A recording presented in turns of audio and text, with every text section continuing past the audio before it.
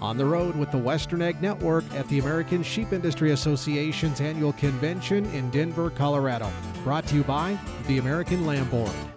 Hi everybody from the Western Ag Network. I'm Russell Nemetz, and it's time for another On the Road feature, this time from the American Sheep Industry Association's annual convention from here in a brisk but sunny and certainly a windy Colorado. By the way, our coverage this year is sponsored by the American Lamb Board, inviting everyone to Lamb Summit 2024, taking place on the campus of the University of Idaho there in Moscow, July 24th through the 26th. Now, registration does open up on March 1. For more information and to get registered, visit lambboard.com. Well, joining us now is the American Sheep Industry Association's president, Brad Boner from Glenrock, Wyoming. And Brad, this convention truly is one of the highlights each year for lamb and wool producers like yourself, not just from out here in the West, but across America, and for pretty good reason. We put a lot of hard work in throughout the year, and we get the chance to come to this annual convention, talk about some important policy issues, but also get to have a little bit of fun. Exactly. Yeah, great time to get together, network with some of the people that are passionate about this industry, and just great camaraderie that exists in this group, and we always seem to have some fun in the middle of our work, and yeah, it's just great to see everybody. Well, as we do this segment from Denver, Colorado, here at the 2024 ASI Convention, there's also some smiles on sheep producers' face from across this great country of ours, because this lamb market has come back a little bit. Yeah, we had a good rebound in 2023 in the lamb market out of its doldrums that we experienced in 2022, and a much needed bounce back up, and so it's good that happens. You know, these markets are always volatile, and we live with volatility every day, but it's always good when we're on the right side of the volatility. So. Yeah, it sure is. And it's also encouraging to those young producers out there, which of course ASI has spent a fair amount of time and effort over the years, including your son Ryan, that's put a lot of work into the Young Entrepreneurs Committee to try to get more young people involved in this important industry. Yeah, it's a huge effort that we think is extremely important. Obviously, they're our future. These young people are our future, and they're worthy of us spending quite a bit of time and effort on, and they've responded really well, and we couldn't be prouder of everything the Emerging and Young Entrepreneurs Committee has done, and it's been great. So. Well, as we kind of kick the segment off, I mean, at the convention, you guys obviously talk a lot about some very important issues, and not just here at this convention, I guess, throughout the entire year. That's what those membership dues are working on. And here lately, ASI has spent a lot of focus on addressing imports. And we talk about, the price of lamb and what's happening here at home. And we certainly know that imports can really affect what producers get at the farm gate. Yeah, so, we had a group of 8 of our state organizations, in addition to the National Lamb Feeders, come to us in late March and ask us to see what we could do about imports, and so with that in mind, and we interviewed 2 law firms out of DC that are well known for their trade law prowess. We picked one of those in April. We then authorized them to go forward with an investigation to see what kind of whether there was any dumping going on by the Australian product, and any countervailing issues, which means were they providing subsidies to their producers. And so that went on. About a 5-month investigation took place, economic study, surveys of our producers about what they'd experienced over the last 3 years. So it was a real in-depth investigation into what imports were doing over the last 3 years in the U.S. And as the trade law goes, the anti-dumping thing, the margin of the dumping determines the remedy you're going to get if the International Trade Commission determines you've been injured by imports.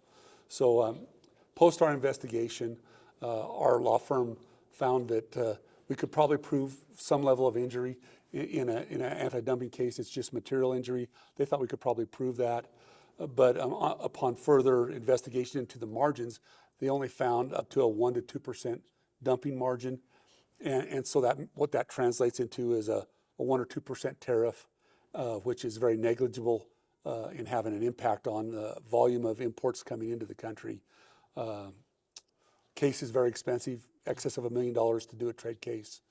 So ASI made the determination at that point that now may not be the time to go forward with this. Let's keep watching things and watching what the imports do, and there may be a better time with better evidence that we could get a more favorable outcome. Well, and that's right. I mean, you made the best determination and decision for your members at this particular time, but certainly this is one of those issues that ASI is going to stay on top of. Absolutely, yeah. We've retained this law firm and into the future, and we'll keep an eye on this, and and if the stars line up one day, we'll take advantage of that. Well, and like other livestock organizations and commodity groups across America, I mean, we were hoping, we had our fingers crossed last fall that Congress was going to get a new farm bill across the finish line, and I guess a small victory was achieved, before we wrapped up 2023 with at least a farm bill extension to get us through this coming September. But an important component of the Farm Bill that the American Sheep Industry Association was really honed in on was the Wool Trust. And talk about just how important the Wool Trust has been for as long as I can remember, in both the good times and more importantly, some of those more challenging times. Yeah, it's a funding level that provides stability to us that we can count on year after year, and so hugely important to us, and we're just really tickled with our ability, and credit to our people in DC that we were able to get that across the finish line into the extension. At least we hope now that in this upcoming year that we can finish the Farm Bill and get the full 5-year extension that we need, and all of agriculture is waiting for. And so a lot of effort went into getting the Wool Trust included into that, and happily it happened. So, well, and some of those issues that impact a lot of us out in the West involve public lands ranchers, whether we're talking about the BLM or Forest Service. And wow, these past few years, we've had our fair share of challenges in keeping not just sheep, but cattle on America's public lands, which a lot of ranchers out in the West absolutely need and are critical to their bottom line and keeping the next generation on these operations. Talk about how frustrating it is to be sorting through some of these issues, which just a few years ago we thought we saw some solutions to under the previous administration. Well, and I think the most frustrating thing to me in this whole effort that BLM has done in moving everything to an extreme on the ultra conservation side, I would call it, is agriculture and these career BLM and Forest Service people have spent their careers building these relationships over time. Over the last 25, 30 years, we've built these relationships working together on the ground for conservation and for the betterment of the resource.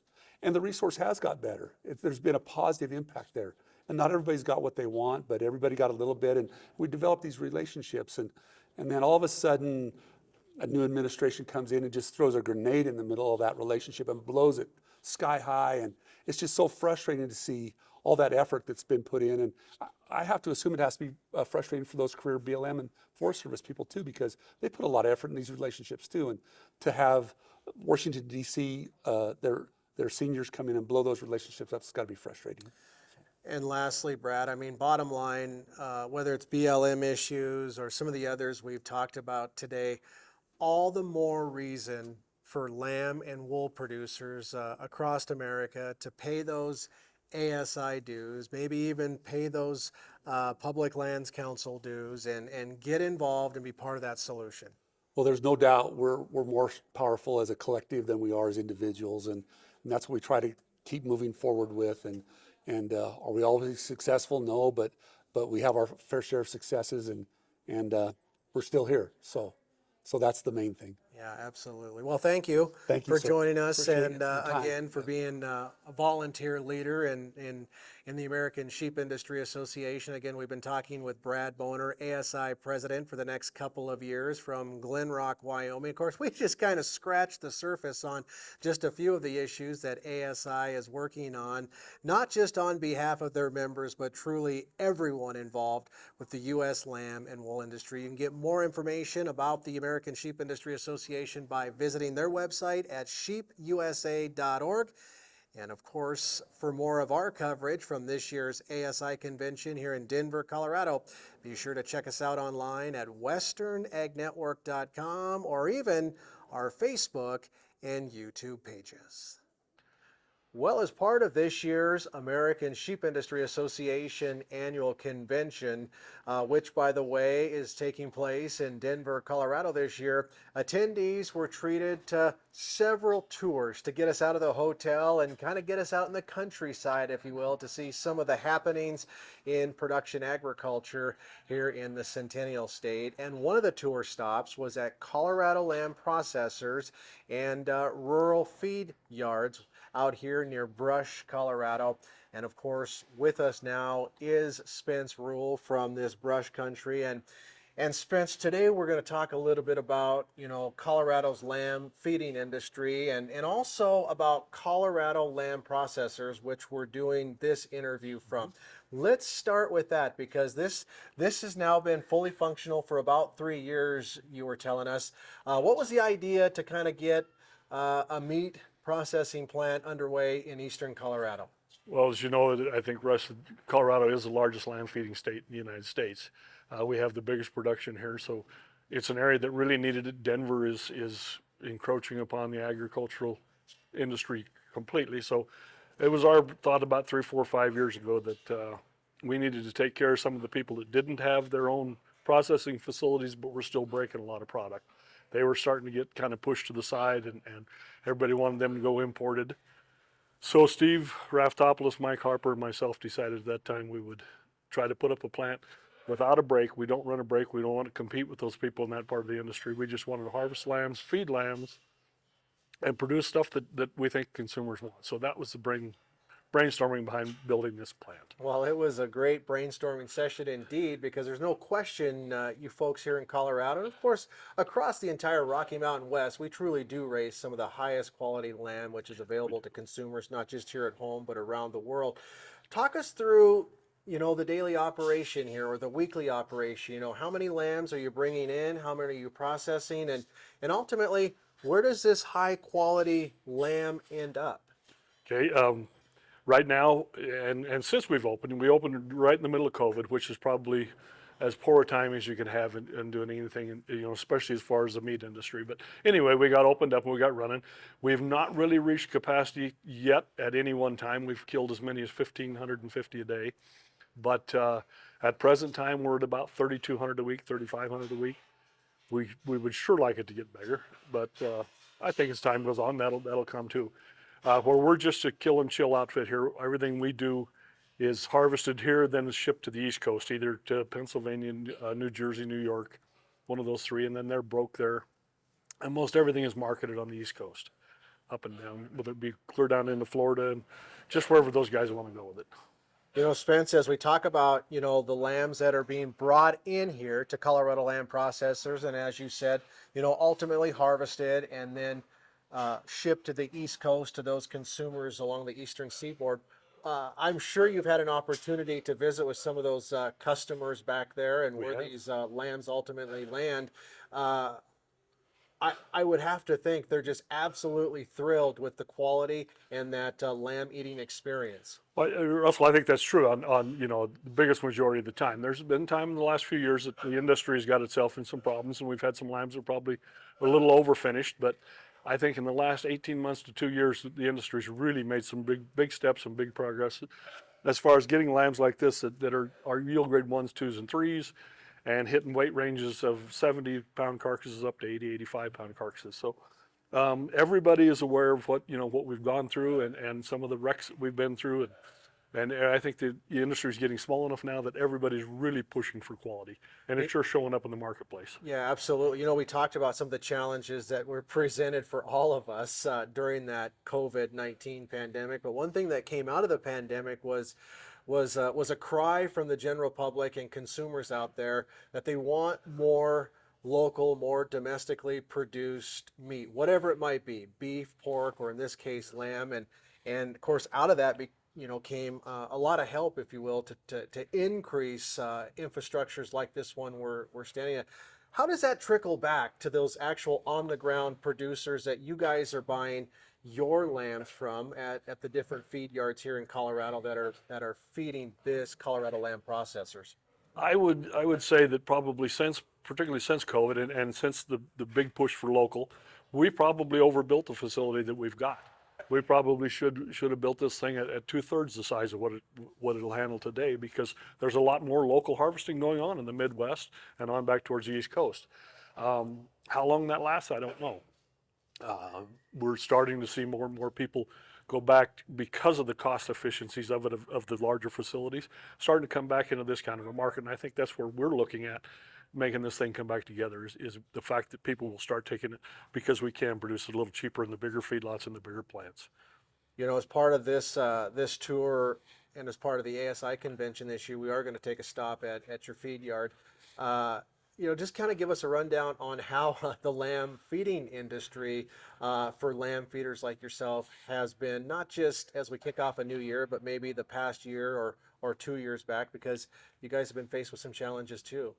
Again, a couple of years ago, we got ourselves in some pretty good trouble as far as overfinished and overfat lambs.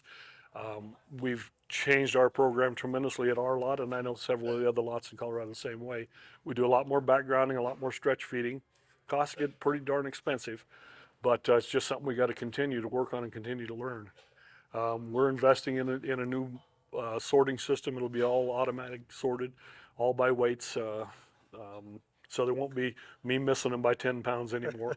The scale will actually sort the lamb according to the weight, and I think that's going to help us as we go forward.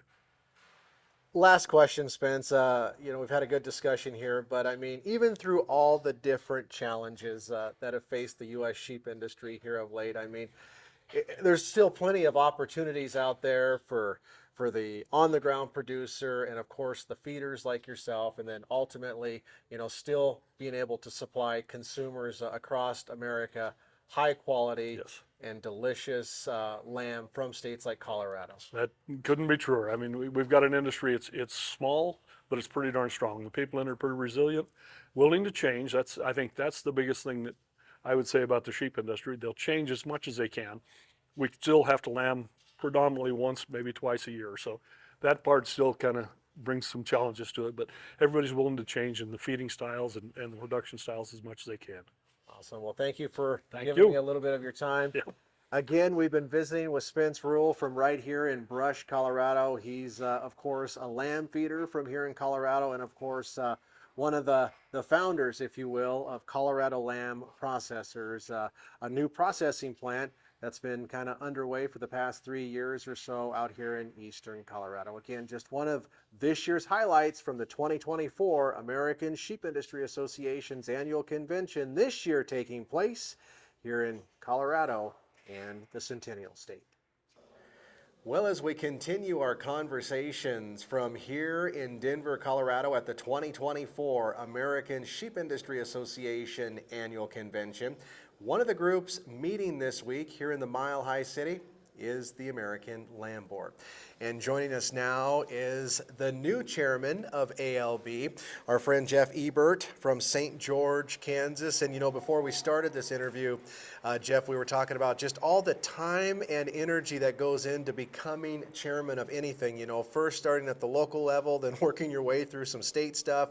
And then when you finally get to the national level, it's quite the process, isn't it? Yes, it really is.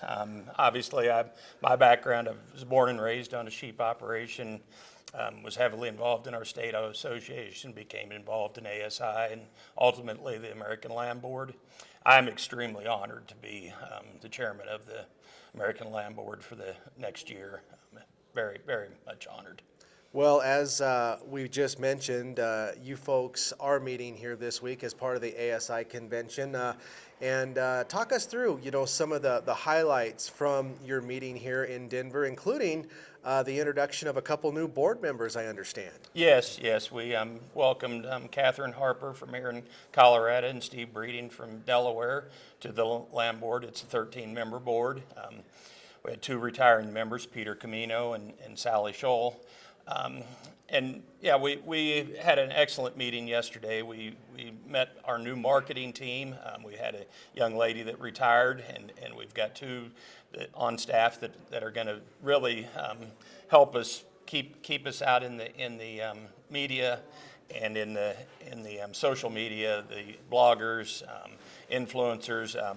They went through an extensive presentation on that. And then we obviously not only promote lamb, but we also do a lot of research with different programs as well. Well, there is a lot of excitement out there in the countryside from what those lamb checkoff dollars are doing, both on behalf of the producers who are investing them and, of course, the recipients, those consumers out there. We're going to talk about the consumer side in just a little bit, but I also understand you have some targeted grazing workshops on the calendar that you're trying to get the word out and trying to get more sheep producers across America involved with. Yes, and what these are, even though they're considered targeted grazing, what we're really trying to do is expand sheep numbers. And yes, there's in May we're having a targeted grazing workshop in North Carolina, and then one also in later in May in Texas, and then later on in the summer, the exact date's not set yet, in California. But we really want to encourage people to, if they've never been involved in sheep or if they're wanting to expand their operation, these workshops are geared towards those type of people. So. Absolutely. And another highlight that we just learned about was Lamb Summit 2024. Now, you and I both participated in the first Lamb Summit a couple of years ago on the campus of Michigan State University there in East Lansing. However, this summer, you're going to head to the campus of University of Idaho there in Moscow. Talk us through, some of the highlights and why producers should really think about attending Lamb Summit 2024. I'll be honest, when I attended the one at Michigan State 2 years ago, it was probably the best conference type event that I'd ever been to. And yeah, we're excited to have it in Moscow, Idaho, July 24th through 26th. It is limited to the first 150 registrants. The cost is only $200 to register. And yeah, it's a great networking opportunity, but it's also, the sessions are extremely educational. The program isn't 100% yet, but I know that we heard from Phil Bass yesterday from the University of Idaho, and he's extremely excited to be hosting this event. So. Well, from what we learned a couple of years ago, it really does encompass just about everything from farm gate to plate, and to try to make us better producers, more efficient producers, all while still delivering a high quality and delicious American lamb product. Absolutely. I mean, yes, it covers all aspects, like you say, from the production side to the end consumer, the whole gamut of the process. So. One of the tremendous success stories, Jeff, over the years has been the American Lamb Board's Lamb Jams, in an effort to take advantage of those bloggers out there, as well as those chefs that are known in the bigger areas of this country, and feature American lamb. Just give us kind of a brief overview about just how successful these Lamb Jams truly have been. Yes, I mean, and they've started 10 years ago, and then when COVID hit, we had to adjust them, and we're still working through that. But yeah, we've got 6 targeted cities, and actually we're going to add Atlanta as the 7th targeted city this year to try to work in the Southeast. We haven't had one in that area.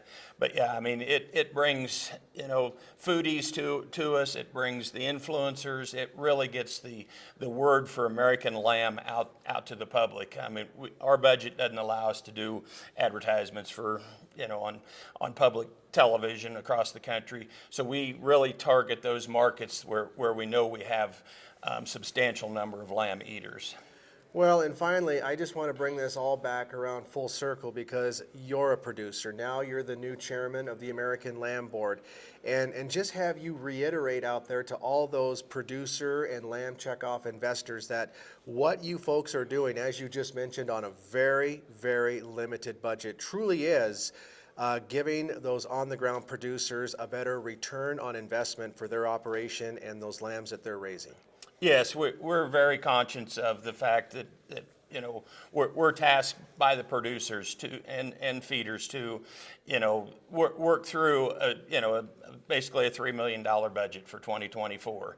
Compare that to some of the other checkoffs where we've got pennies in the bank, but we really work hard to keep American lamb out in the front of people through the influencers, the chefs that we work with, you know, and we're always open for suggestions from producers as well. Well, we certainly wish you the best, and thank you for giving us a little bit of your time.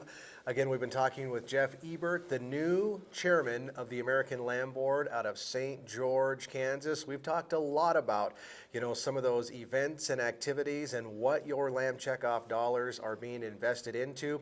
Again, all with a better effort to give you a better return on investment and hopefully keep you on those farms and ranches across this great country of ours, giving the next generation an opportunity to stay involved with the U.S. sheep industry. Again, for more details about your American Lamb Board and, of course, those checkoff dollars, you can visit lambboard.com. On the road with the Western Ag Network at the American Sheep Industry Association's annual convention in Denver, Colorado.